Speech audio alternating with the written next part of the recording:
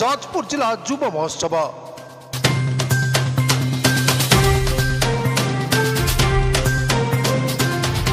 व्यासनगर सहर स्थित NC high school पड़िया आज उद्घाटन हो जाजपुर जिला युव महोत्सव। युव महोत्सव को उद्घाटन कर कोराई विधायक आकाश दास नायक। तेबे प्रथम करी अनुष्ठित होइतिबा जिला युव महोत्सवटी अति आकर्षण हो पारिछे। जिलार युवपीढ़ी मानक लुकायित प्रतिभा को लोकलोचन को आनिबा और सेमानकु जिलार ऐतिह्य परंपरा और संस्कृति विषय में अवगत कराइबा और उज्जवल भविष्य दिग्दर्शन देखा आज दुर्योधन फाउंडेशन तरफ जो प्रयास करा स्वागत योग्य। तेणु फाउंडेशन समस्त कर्मकर्ता मानकु कृतज्ञता जणाइबा सहित आगामी भविष्य में यह एक द्रुम हो जाजपुर जिले में शिखर टेकिब बोली प्रतिश्रुति देते कोराई विधायक आकाश दास नायक।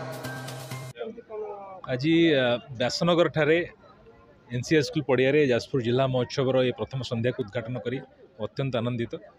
विशेष भाव में जो भाव में ये मंच युवक मानक उत्साहित करने से प्रोत्साहित करने एवं जो अनेक लुकायित प्रतिभा मैंने अच्छा से आगे को आने उद्यम चली मु धन्यवाद जनाऊँगी दुर्योधन फाउंडेशन समस्त कर्मकर्ता मानक एवं जाजपुर जिला महोत्सव में जो मैंने सहयोग कर समस्त हृदय सहित धन्यवाद जनाऊँगी।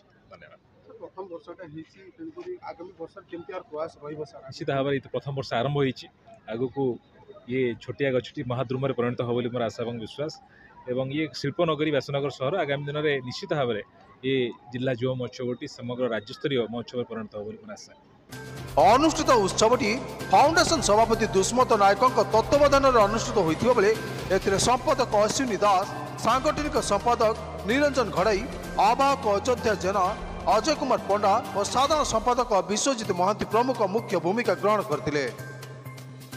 युव महोत्सव दीर्घ 6 दिन धरी एनसी हाईस्कूल पड़िया जारी रहा संगे संगे जिला महोत्सव जिलार 10 गोटी ब्लॉक और 2टी म्युनिसिपालिटी युव प्रतिभा मानक नहीं कला साहित्य संस्कृति संगीत लोकनृत्य और क्रीड़ा कार्यक्रम प्रतियोगिता अनुष्ठित हो जाइए। पॉलिश्री मेला राज्यस्तरीय सांस्कृतिक कार्यक्रम और ख्याति संपन्न कंठशिल्पी मानक द्वारा मेलोडी कार्यक्रम अनुष्ठित होइछि।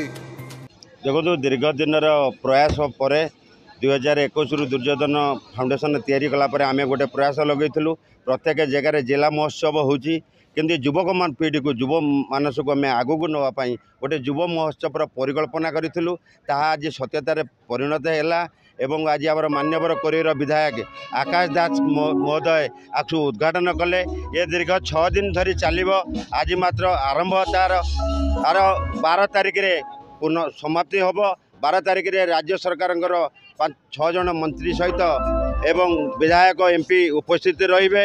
याको आम 6 दिन ये सांस्कृतिक कार्यक्रम 10 गोटी ब्लॉक एवं 2टी म्युनिसिपालिटी को लेकिन आम गठित करूँ जार परिकल्पना काली ठारू आरंभ हम एवं खेलकूदर व्यवस्था रही भलीबॉल कबड्डी फुटबॉल कार्यक्रम रही जहाँ काली सकाळू आम आरंभ करूँ। एही परिप्रेक्षी रे समाजसेवी और युव प्रतिभा मानक अतिथि मानक द्वारा संबर्धित कर उक्त कार्यक्रम में उपसभापति हृषिकेश साहू समेत फाउंडेशन समस्त कर्मकर्ता और शिक्षाविद विभूतिभूषण पाल, मोहन चरण मल्लिक, ब्रजेश्वर सिंह, ज्ञानरंजन राउत, सरोज दे और सत्यव्रत नायक प्रमुख कर्मकर्ता मान उपस्थित रही।